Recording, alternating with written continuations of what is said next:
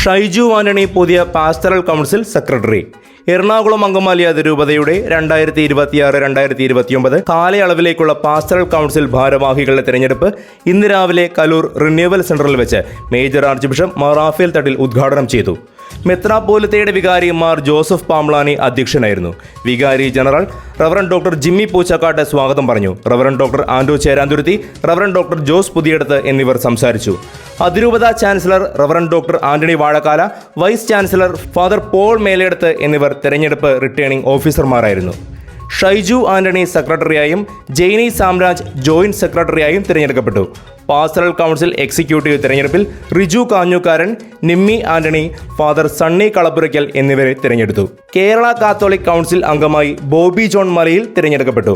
തുടർന്ന് നടന്ന സമാപന സമ്മേളനത്തിൽ മുൻ pastoral council secretary P Gerard അഭിനന്ദനങ്ങൾ നേർന്ന് സംസാരിച്ചു.